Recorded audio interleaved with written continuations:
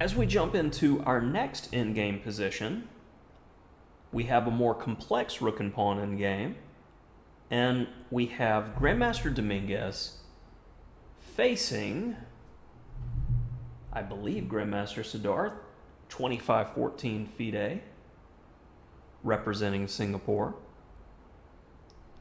Do you want to draw with someone 200 points lower rated? No. Can we press it all from this position? So let's take stock with a few of the imbalances here. The double pawns. So black has the G pawns, white has the C pawns, and currently white has the far superior rook as it's active on an open file and is perhaps looking to invade, as the weakest pawns are the base pawns. So candidate moves to start the position. I only have one. Stop that rook from getting to a more active square. King F8. Now, if it was black's move again, what would the best move be? So we'll give you three options: A5, Rook D8, or G5. And why?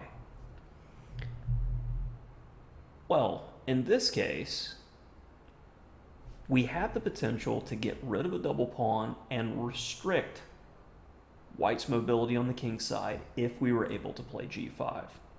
For this reason, white plays H4.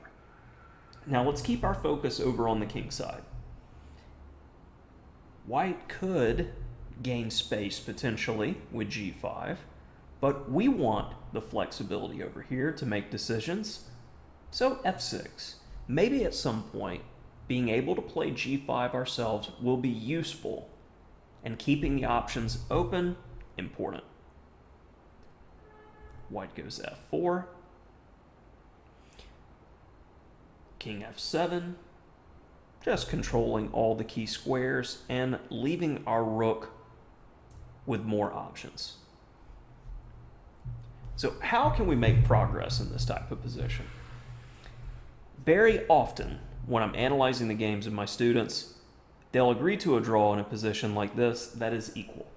And after studying many Karpov games and Ulf Andersson games, especially Ulf Andersson games, he plays so many positions that are zeros, like this one, but somehow he wins.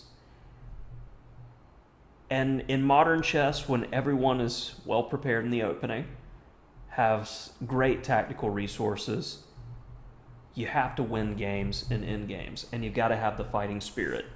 Here, you're playing in a team championship, you're playing someone 200 points lower rated, and it's an equal position. Not much room to risk losing the game. So, we can test the position, test the opponent, and we've seen in the previous videos, the superior side will do a bit of shuffling and test. So here black begins by just attacking a weakness. Now, come up with three candidate moves and think, in endgames, we typically want to create passed pawns. Where should we be playing? How could we potentially create a passed pawn? And how would you go about doing it? So that general dialogue is important when coming up with a plan. In this case, our pawn majority, or our healthier pawns, are on the queen side. So black elects to gain space with A5.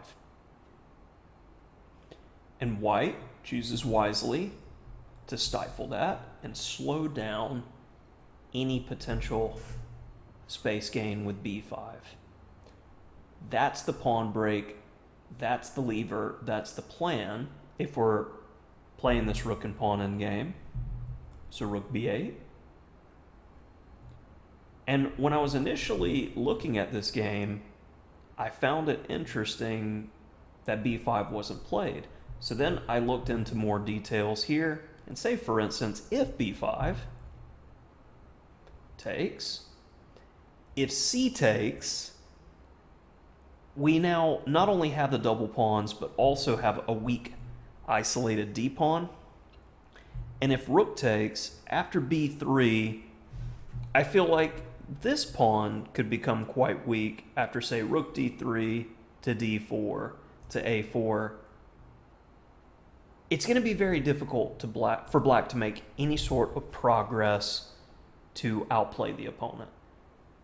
Our main chance in this position is playing against the double pawns in some way and potentially creating an outside pass pawn.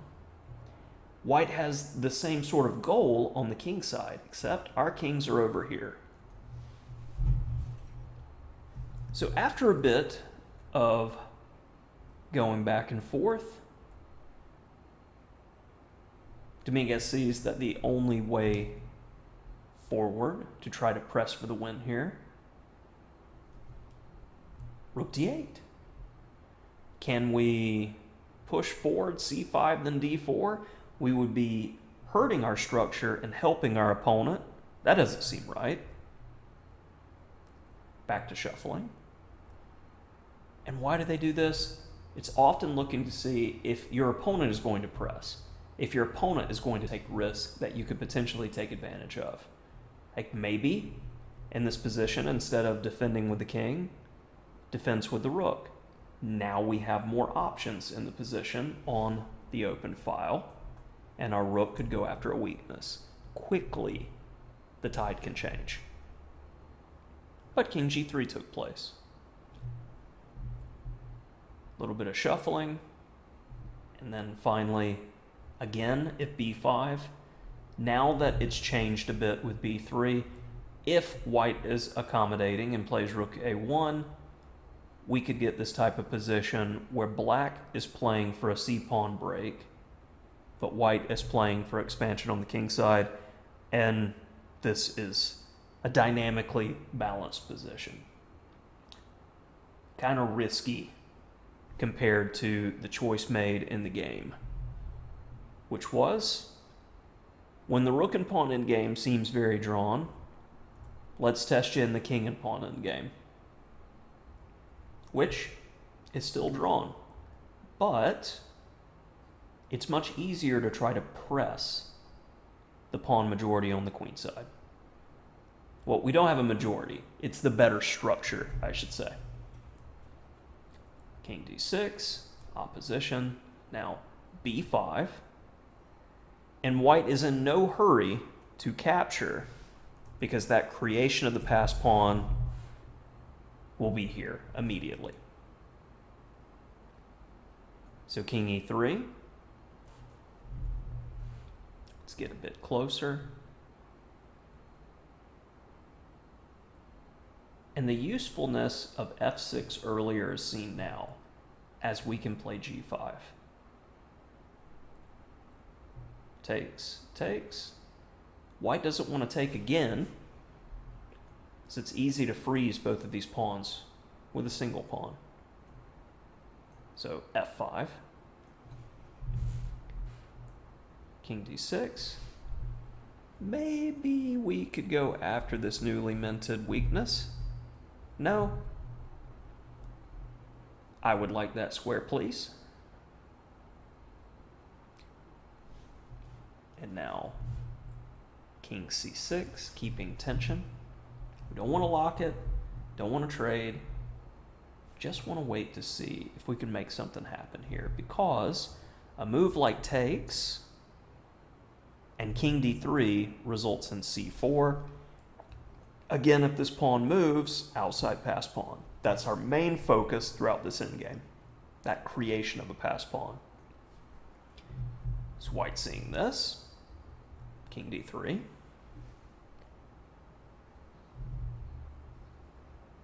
c4 check. And this is a critical moment. I think white made a quick move in the game and turned a draw into a loss. So you have three options here. King e3, king d2, king e2. Which one would you go with? Well, I give you credit if you found the right move, but I give you bonus if you gave a rationale or if you found why the move played in the game loses. Say, for instance, if king e2 and king d2 also draws, we could have a position like takes, king c5, king e3, and the dance of the kings begin here. As long as black can't get in or push the pawn under favorable circumstances, this is a draw. King e2, for instance, if king d4, black is getting in. Opposition, there's the opposition again, and we can quickly create a passed pawn, and while white is coming over to deal with it, we'll be taking another and promoting. So king e3, why is this such a bad square? Well, after we take, now the white king has to step away. White wants to pass here, but he doesn't have any moves to pass. d4 takes. Now the best bet is to try to create his own passed pawn on the other wing, and a lovely move here. You do have time to take the a pawn, then move up, take the c pawn. But technique-wise, I think our main focus is getting that queen as quickly as possible. And white resigned after c3. So some people would go, well, I would at least try to play on here, and I would do something like check. Well, after queen check, you're forcing the queen trade immediately, and the game is done. All you have to do here is to prevent the perpetual in order to win this ending. So a computer-generated line might go something like queen g1. We'll take this pawn first. And we're just going to slowly make progress and prevent weaknesses. This is a nice move because it blocks checks by using the opposing king.